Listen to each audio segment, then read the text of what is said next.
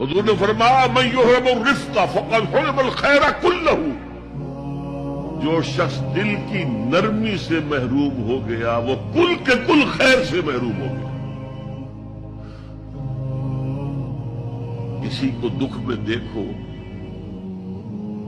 اور اس پوزیشن میں ہو کہ تم اس کا کوئی مداوع کر سکو اور نہ کرو، پھر تم چاہے مفسر ہو، محدث ہو، نیک نہیں ہو۔